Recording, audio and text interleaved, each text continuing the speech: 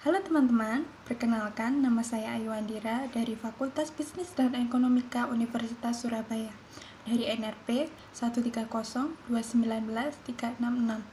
Saya akan mempresentasikan tentang strategi survive hotel di Bali di tengah masa pandemi COVID-19. Jangan lupa like dan komen ya guys. Makasih. Hotel secara umum adalah badan usaha akomodasi atau perusahaan yang menyediakan pelayanan bagi masyarakat umum dengan fasilitas jasa penginapan, penyediaan makanan dan minuman, jasa layanan kamar, serta jasa pencucian pakaian yang disewakan kepada para tamu atau orang-orang yang tinggal untuk sementara. Hotel termasuk badan usaha padat dan padat karya, karena dalam pengelolaannya dibutuhkan modal usaha yang besar dan karyawan yang banyak. Hotel beroperasi 24 jam penuh dalam sehari tanpa ada hari libur untuk melayani tamu hotel yang menginap atau masyarakat umum yang akan menggunakan fasilitas yang dimiliki hotel. Sebelum masuk ke situ, kita akan membicarakan tentang apa sih virus corona itu. Coronavirus adalah kumpulan virus yang bisa menginfeksi sistem pernapasan pada banyak kasus. Virus ini hanya menyebabkan infeksi pernapasan ringan, seperti flu.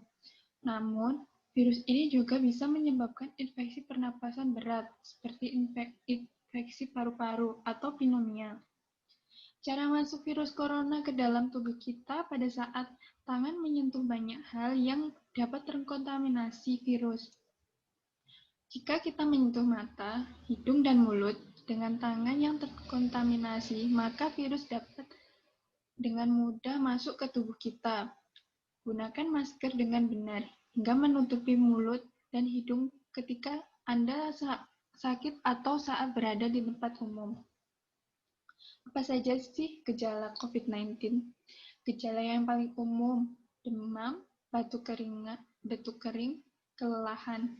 Gejala yang sedikit tidak umum. 1. Rasa tidak nyaman dan nyeri. 2. Nyeri tenggorokan. 3. Diare. 4. Konjungtivitis atau mata merah. 5. Sakit kepala. 6. Hilangnya indera perasa atau penciuman. Apa saja dampaknya bagi hotel? Pandemi COVID-19 telah membuat aktivitas pariwisata di seluruh dunia termasuk Bali lumpuh total. Dampaknya, sebagian besar usaha hotel di Bali sudah tutup dari awal April 2020. Tutupnya ratusan hotel di Bali sudah tentu berdampak pada kehidupan ribuan karyawan yang selama ini bekerja di sektor akomodasi penginapan tersebut. Hingga tanggal 13 April 2020, jumlah karyawan yang di PHK jumlahnya mencapai 800 orang, dan ada 46.000 karyawan yang dirumahkan. Sebagian besar dari mereka adalah pegawai di sektor pariwisata seperti hotel dan restoran. Seiring dengan semakin meningkatnya wabah corona, jumlah karyawan yang di PHK semakin bertambah. Pada tanggal 20 Mei 2020, jumlah mencapai 2.189 orang, sedangkan karyawan yang dirumahkan sebanyak 65.594 orang. Dampak bagi perhotelan, dampak pandemi terhadap industri pariwisata sangat besar. Hampir semua hotel berhenti beroperasi. Kalaupun ada satu yang buka, itu pun yang membuka diri untuk karantina penderita COVID-19. Seperti Hotel Seminyak Bali dan Puri Saron Seminyak, dengan alasan keterwakilan level bintang dan tipe pelanggan. Hasil penelitian menunjukkan bahwa dampak pandemi berakibat okupansi hotel hampir kosong. Strategi yang dilakukan hampir sama, yaitu dengan memberhentikan karyawan secara umum, permanen, dan sementara, membatasi penggunaan fasilitas hotel, efisien pengeluaran, penjualan produk non-kamar secara online, hingga penolakan pengembalian uang booking dengan mengganti jadwal kunjungan. Kondisi sebelum COVID-19. Tahun 2019, hotel di Bali masih menjadi destinasi wisata yang diminati banyak wisatawan dan dilirik terus oleh investor. Kondisi new normal. Perhotelan di Bali menerapkan protokol kesehatan dan pengunjung dibatasi. Tak hanya itu, penurunan wisatawan sangat amat turun drastis karena pandemi COVID-19.